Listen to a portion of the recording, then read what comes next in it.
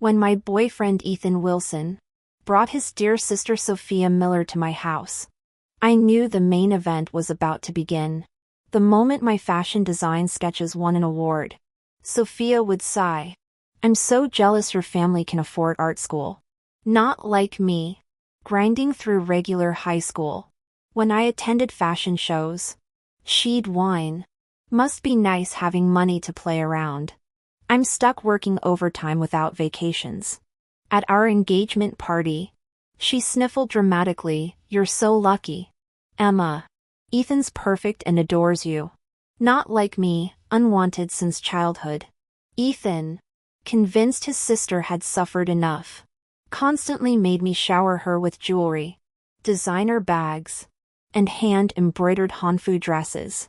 Then I died in a car crash.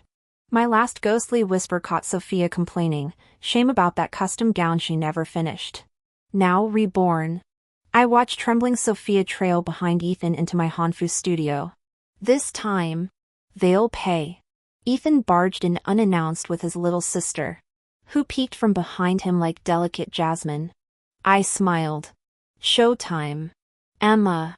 This is Sophia." Ethan shielded her like a mother hen. "She just returned from abroad. Make her 2 outfits." After art school, I'd turned my passion into this studio specializing in premium sujo embroidery. Measuring Sophia with my tape, I feigned enthusiasm. "Which dynasty style? Tang? Ming? Machine or hand embroidered?" She ogled display pieces hungrily before plucking her sleeve. I don't know these fancy things like you do." Her lip trembled. "Not everyone gets to play dress up." Ethan swooped in, murmuring comforts before commanding, "Give her your best pieces. Like that gold phoenix set you wore last month." He eyed our similar builds. "Let her pick from your closet. Those new designs you haven't worn yet?" My smile tightened. The audacity. "Emma?" Sophia fluttered her lashes. "You wouldn't say no to your poor little sister, right?" "Of course not." I led them upstairs through my villa's studio floors to the 3rd-level dressing room bursting with hanfu and antique hairpins. Ethan rummaged through my closets like he owned them.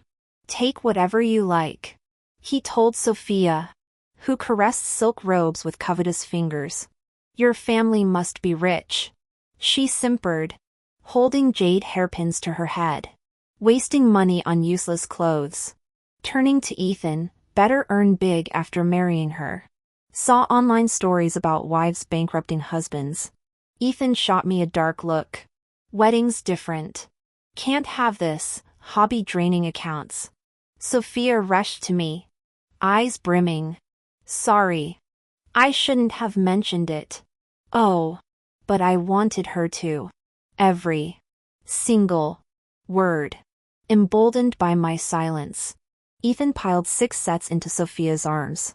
She preened before mirrors, draping my creations over her cheap blouse while calculating which jewels to claim next. Let them play thieves. My embroidery needle would stitch their downfall. Then, he started picking out jewelry again. Sophia placed my pure gold filigree feathered headdress on her head and asked Ethan with a laugh, "Do I look like a little princess?" Ethan gazed at her with doting eyes and nodded repeatedly. "Sophia, you are the princess." He then turned to me and said, "Emma, wrap these up for Sophia?" I nodded and opened my phone's calculator. After tallying the amount, I smiled. "Sophia, the total comes to $389,000. Since you're Ethan's friend, I'll waive the small change." As I spoke, I efficiently folded the garments and asked, "Who will be paying?" Ethan seemed stunned, furrowing his brows. He said, "Emma, Sophia is like a sister to me. Why bring up money?" I replied sweetly, "Even brothers keep clear accounts. Let alone your precious sister who isn't related to me." He still hadn't grasped the situation and even waved his arm dramatically.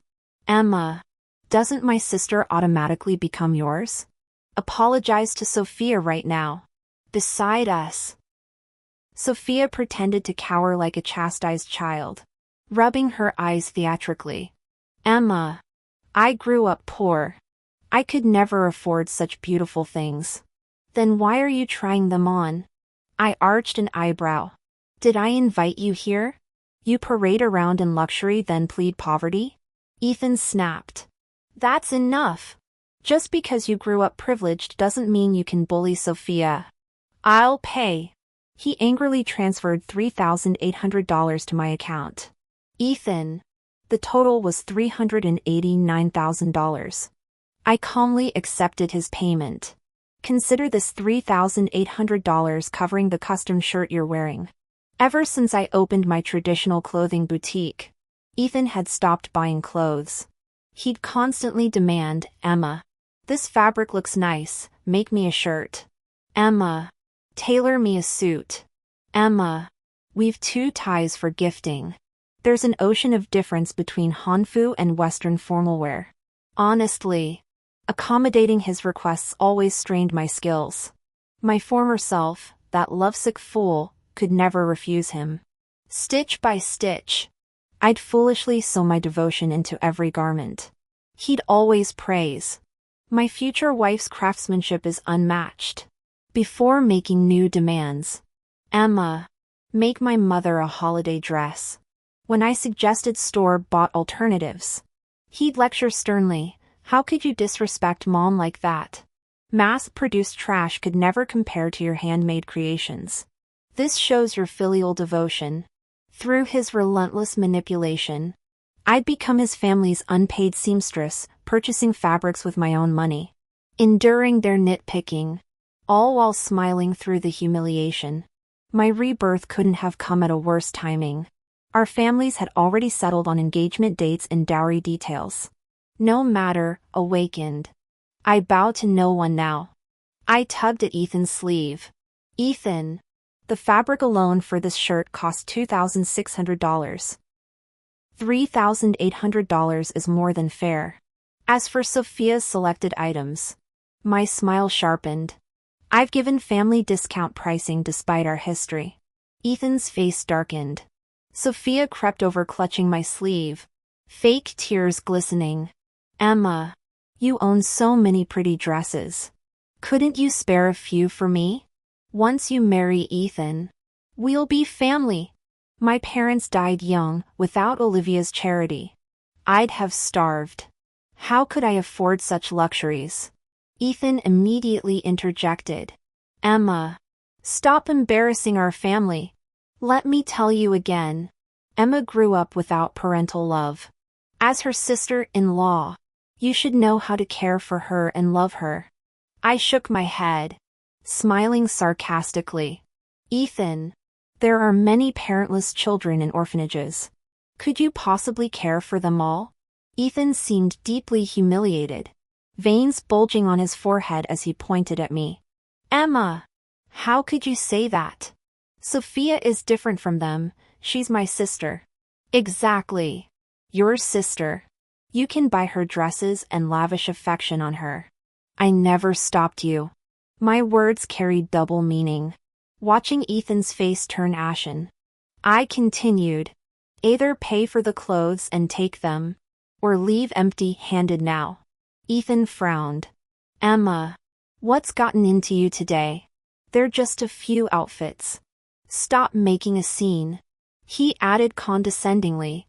I know the hanfu community has limited edition items, but Sophia's been through so much since childhood. Can't you be generous for my sake? Sophia sniffled dramatically, her teary eyes projecting victimhood as if I were the villain denying charity, rather than her attempting to steal $300,000 worth of hanfu and jewelry without payment. Oh, absolutely. I grinned.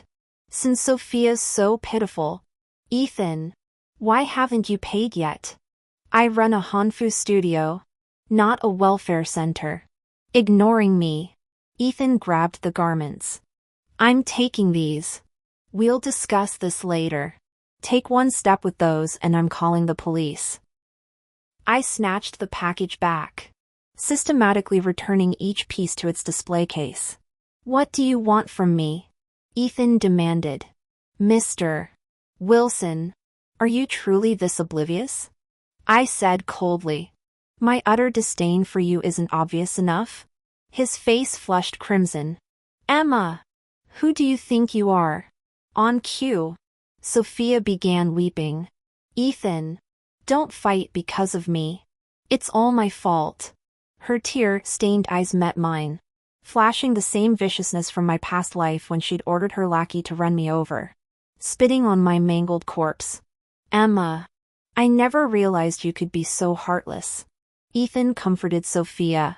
Our engagement requires reconsideration. The Wilson family won't tolerate such petty, jealous women. Chin raised, he stormed out with Sophia. At the doorway, he paused expectantly, waiting for me to chase after him with apologies. Instead, I called the janitorial service.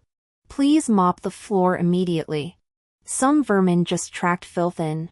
When Ethan realized his dramatic exit failed, he returned seething. Our engagement next month is cancelled. Perfect. I beamed. I was about to say the same. Your family can't even afford the $200,000 dowry I deserve. Why would I marry into poverty? I rolled my eyes theatrically. We're clearly not from compatible backgrounds. Ethan trembled with humiliation, sputtering incoherent threats about making me regret this. Sophia resumed her waterworks act. Sister, please don't fight because of me. Sophia. I cut in icily. Know your place. Want luxury? Earn it. Poverty isn't solved by crocodile tears. I summoned security to escort them out, then changed all access codes. I assumed even these shameless creatures wouldn't return so soon. Yet by evening, Ethan had brought his trump card, Olivia. Funny, in my past life, I never noticed he was a mama's boy. Ah, love truly blinds and deafens. Olivia Wilson strode into my studio, assuming the air of a matriarch as she settled onto the sofa. Emma. I heard you quarreled with Ethan and Sophia? She snapped. I rolled my eyes without responding. Our family had no such absurd traditions. The old woman continued undeterred. You're not even married into our family yet. But already so ill-mannered? Where's my tea? Where's your hospitality? Sophia's part of the family now since her marriage. Just give her those dresses she likes.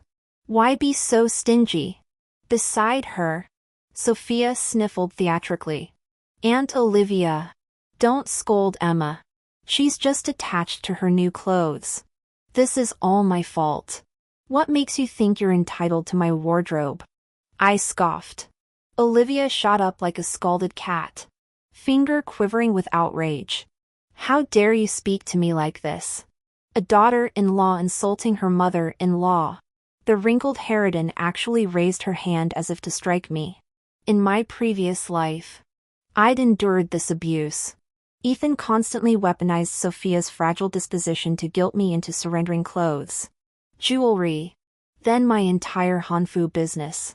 That viper Sophia gradually usurped my designs, harassed my staff, and sabotaged operations while drawing a hefty salary. Any protest earned accusations of pettiness from Ethan. Behind closed doors, Sophia would sneer. Everything you own belongs to Ethan now, which means it's mine. They'd ultimately left me destitute and dead, with Ethan monetizing my tragedy for social media clout. Not this time. Get this straight. Olivia, I've dumped your precious son. I said coldly. When did I ever become your daughter-in-law? If your son's such a catch, why is he sniffing after my family's villa and commercial properties? Ethan sprang up, face purple with rage. Emma, you can't talk to me like that. I just did. Why are you still squatting in my home? I retorted. Your family's shamelessness astounds even me. Olivia gaped like a suffocating fish before collapsing into armchair theatrics. Ethan, this is the fine bride you chose? Her wails escalated. After all I sacrificed raising you, now you defy me for this ungrateful wench. The performance was familiar. These parasites had always seen me as a walking bank account. Ethan's romantic pursuits simply reconnaissance for their inheritance-snatching scheme. Olivia genuinely believed any woman should feel honored to fund her mediocre son's lifestyle. Not anymore. This phoenix had risen from the ashes, and her fire would cleanse every leech from her feathers. How dare this daughter-in-law who hasn't even entered our family yet insult her mother-in-law? How am I supposed to live with this in the future? Olivia shrieked. Sophia immediately began sniffling, massaging Olivia's shoulders while mediating. Emma, please don't be upset with Aunt Olivia. Don't speak about Ethan like that. He just wanted to buy me some new clothes. I'm so sorry. She bowed repeatedly, tears streaming down her face. Please apologize to Aunt Olivia. Look how angry you've made her. Why should I apologize to your aunt? I sneered. And who do you think you are? Giving me orders? Sophia froze, her tears intensifying. Olivia wailed. Ethan, if you dare marry this shrew, I'll dash my brains out right here. Ethan grabbed my arm roughly. Emma, apologize to my mother this instant. I wrenched free and slapped him hard across the face. You pathetic worm. Didn't I make myself clear this afternoon? You bring your mother and this sniveling cousin to cause drama in my home, then demand apologies? Ethan staggered, utterly stunned. I continued coldly. Let me reiterate, get out of my house. During our engagement negotiations, didn't your precious mother claim your backwater family doesn't do dowries? Yet you had the gall to demand my family buy property? You're beneath contempt. Ethan, you're not worthy of me. As I called security, Olivia screeched about filing police reports for assault. She lunged at me, claws out, but security arrived to escort the Wilson family out. The first thing I did after my rebirth was discuss canceling the engagement with Mother. She brightened immediately. I never liked that boy. Handsome but impractical, always chasing pipe dreams. I tolerated him because you seemed happy. She wanted to formally terminate the engagement. But I cautioned. If we initiate it, Ethan might cause trouble. Let's make him break it off. I anticipated messy arguments. Not this nuclear option. 2 days later, I became trending news. Sophia started a tearful live stream detailing my abuses. Viral videos spread of Emma Johnson, owner of Blossom Hanfu Studio, demanding $2 million dowry while abusing her future mother-in-law and sister-in-law days before wedding. Within our niche hanfu community, the fabricated scandal exploded. My Weibo notifications blew up with 99+ messages. Her designs are beautiful, but she's actual human garbage. Wasn't she planning traditional wedding hanfu? Disgusting hypocrite. Never buying from Blossom Studio again. The tamer comments involved creative anatomical insults. My assistant panicked as our Taobao orders plummeted. Cancellations are skyrocketing. What do we do? I smiled. Thankfully, after being reborn, I'd become more vigilant. I'd prepared everything in advance. Ethan and Sophia probably never dreamed I'd installed security cameras in the walk-in closet. All I did was post online the footage of them rummaging through my clothes and jewelry that day, trying to take whatever they wanted without paying a dime. I also wrote a detailed post clarifying the facts. For marriage, the Wilson family demanded my parents fully pay for a 200+ square meter luxury apartment downtown as our marital home, with all names on their family household register added to the property deed. Given these demands, was my request for $200,000 bride price unreasonable? Yet the problem was, the Wilson family wouldn't even pretend to offer $20,000 as a symbolic gesture. During the engagement party discussions, my mother remained grim-faced. In my past naivety, I'd believed my money was Ethan's money, that serving his mother and pampering his sister were natural obligations. Buying a luxury apartment as a marital home seemed trivial then. As for Ethan's family being poor and unwilling to provide bride price, I thought it was just symbolic anyway. How wrong I'd been. As expected, Public opinion shifted after I released the video. People flooded the comments. They just take tens of thousands worth of clothes and jewelry without paying? Raiding someone's private closet? The audacity! And she dares play victim online? At Sophia, honestly, if Emma would open her closet for sale, I'd pay proper prices. That wine red case-eye horse face skirt is gorgeous. At user 123, that skirt costs thousands. Every inch of case-eye weaving is worth gold. At Design Lover, the Sue Stitch horse face skirt replica's stunning too. Emma, release the patterns already. Don't hog the designs. At Fashionista, see? This is why you got targeted by these gold diggers. Ditch the wedding. Focus on your career. We love your work. Sophia became the laughingstock of the internet. My mother outdid everyone by not even appearing personally. She sent lawyers to inform the Wilsons, since our values differ. Let's cancel the engagement. The differing values phrasing was the lawyer's diplomatic wording.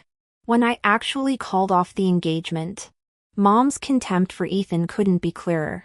When formal cancellation papers arrived, Ethan was stunned.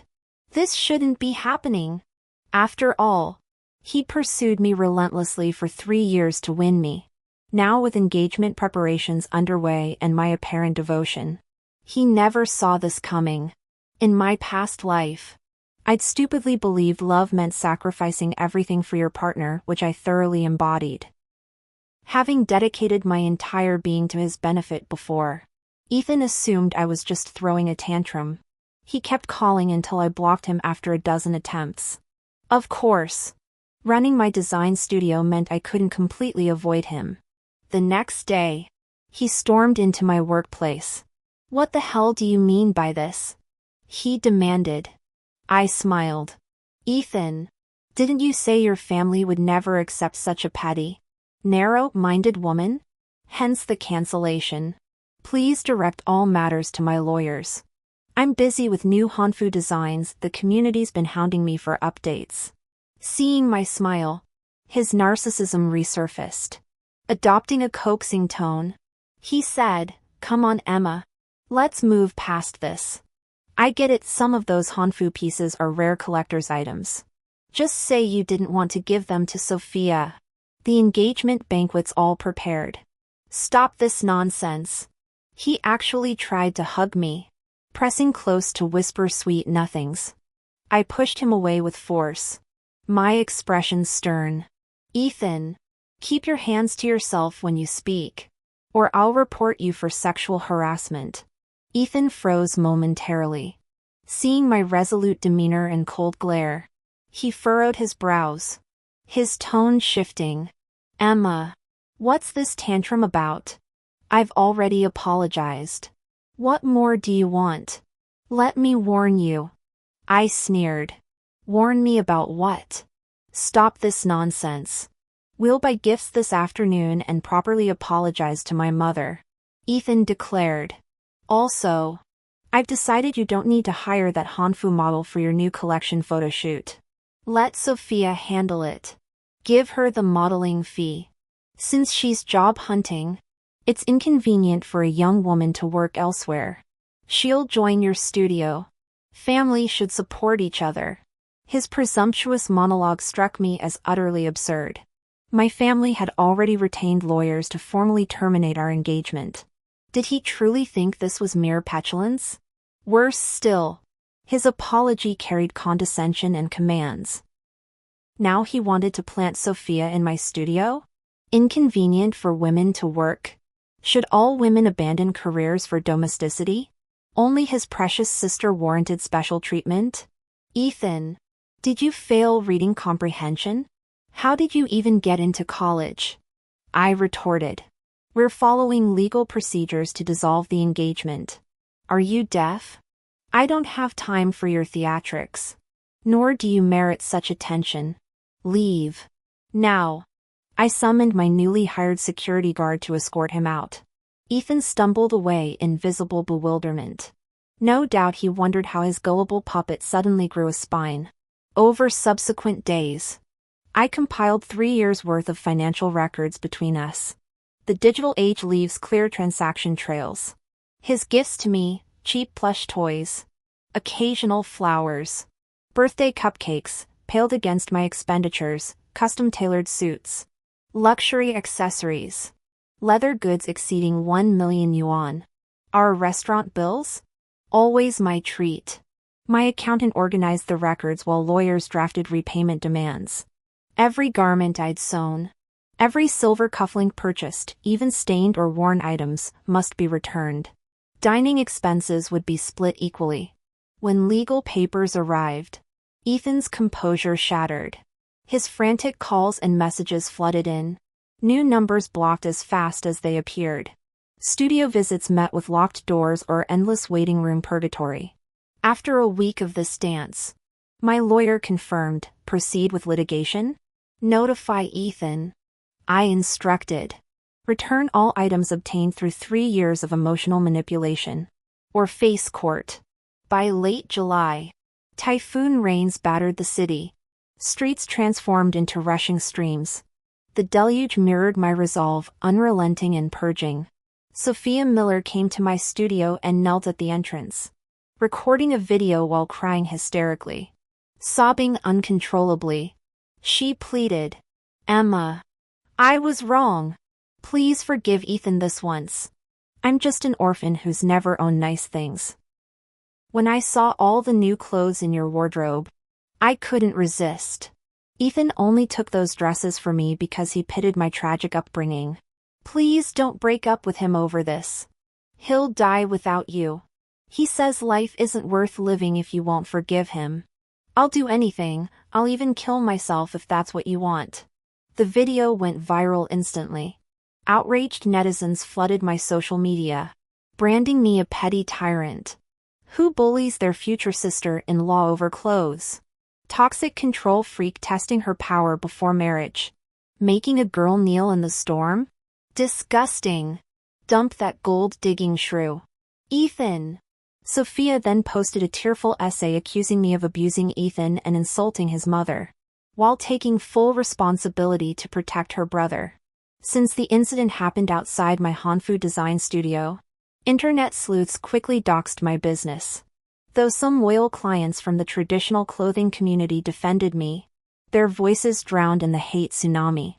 I waited until the storm peaked before responding, posting apartment listings and bank statements. I revealed the breakup wasn't just about stolen clothes or incompatibility. The Wilson family demanded I buy their son a luxury penthouse outright. Then I dropped the nuclear evidence, time-stamped photos of Sophia making out with her cousin in a car, mimicking her dramatic tone. I wrote, "As you can see, any self-respecting woman would end this engagement." I cited incompatibility rather than exposing their incestuous affair to spare dignity. The internet exploded, again. This time, the backlash annihilated the Wilsons. "She was begging you to stay with her cousin lover? EW. Alabama called, they want their trash back. Gold digging and inbred? Run. Emma." The hanfu community's reputation tanked temporarily. But nobody could defend the twisted family drama between the financial demands and borderline incest. Even Sophia's tearful performance couldn't salvage her family's dignity. Almost everyone was in agreement. Ethan and Sophia's normal lives were disrupted. When Ethan went to work, his colleagues would point and whisper. Many openly mocked him for having his engagement called off. Some even confronted him directly. The difference between humans and beasts is that humans understand basic decency. But you? You don't even know that much. How could you do such bestial things to your own cousin? The company leadership declared his conduct unbecoming and pressured him to resign voluntarily to avoid formal termination. That evening, Ethan and his family came to see me. "Emma, do you have any idea what you're doing?" Ethan confronted me angrily. "Spreading rumors is illegal. Don't you know that?" Me spreading rumors? I scoffed. "Should I release your hotel check-in records with Sophia for everyone to see?" I explained that initially, I'd only planned to end our engagement. But Sophia kept escalating things, cyberbullying me and damaging Blossom Studios' reputation along with my own. That's why I revealed the truth. Ethan, return everything you took from me through legal or shady means during our relationship. Then we'll call off the engagement. Otherwise, I've got even juicier revelations. Ethan's face darkened as I spoke. Olivia looked equally grim. Meanwhile, Sophia tried arguing, it's normal for siblings to be close. You're deliberately twisting things to make people think of incest. I laughed. Sophia, why didn't you mention being just siblings when checking into hotels with your brother? Or should I ask, what exactly made you flee abroad 5 years ago? Sophia turned deathly pale, trembling as she glanced pleadingly at Olivia. Faced with exposure, Ethan and Olivia negotiated. They agreed to end the engagement if I deleted the photos. I demanded Ethan return my assets first. Reluctantly, he complied. 3 days later, my lawyer reported Ethan had returned some items but needed time to gather the cash. After repeated urging, the full amount finally came through a week later. The day I received the transfer, I blocked all of Ethan's contacts. Keeping my word, I posted a statement confirming our breakup and deleted the compromising photos. I'd actually hired a paparazzo to track Sophia since her return the day I was reborn. Whether well paid or just dedicated, he messaged weeks after wrapping up, check the news. Sophia's threatening to commit suicide by jumping off a building. Apparently after our breakup, Ethan lost his job. No company would hire him. People mocked him as worse than an animal in public. Instead of self-reflection, he blamed Sophia. Their screaming matches turned tearful. Olivia was filled with regret, her son's promising marriage ruined by Sophia's meddling. Unable to criticize her precious son, she turned on the adopted daughter. Sophia was her late brother's child, taken in after her brother and sister-in-law's fatal car accident. Olivia had conveniently absorbed their estate. Now wanting to evict Sophia over the scandal, she faced demands to return the accident compensation and death benefits Sophia rightfully deserved. The Wilson family was thrown into chaos. Later, Sophia climbed onto the rooftop, threatening to jump unless Olivia returned the inheritance and compensation funds left by her deceased parents. Someone called the police. Officers brought Olivia and Ethan to calm Sophia down, but both secretly resented her. Sophia's demands for money and property struck a nerve with Olivia, who exploded in rage and began screaming insults. Whether provoked or by accident, Sophia fell 35 floors to her death. Olivia was arrested for abetting suicide. The tragedy immediately trended online. Paparazzi devoured the scandal while leaking details. Sophia had been dating Ethan since before turning 18. At 17, Olivia had taken her to a back alley clinic for an abortion. Fearing scandal, they'd shipped her abroad under the guise of studying, only allowing her return when Ethan planned to marry. Though these explosive details reached me, I refrained from publishing them due to cyberbullying laws. Now that Sophia was dead, the paparazzi unleashed everything. The case landed with a fiercely principled female detective who, after reviewing evidence, suspected statutory rape and summoned Ethan for questioning. The officer interviewed me twice. I disclosed my suspicions about Ethan's marriage fraud and necessary breakup. When she asked why I'd investigated Sophia, I countered, shouldn't due diligence precede marriage? Though no concrete evidence ultimately proved Ethan's crimes, the aftermath destroyed him. Sophia's gruesome death, his mother's imprisonment, and career ruin drove him to drunkenly drive into a river during a storm.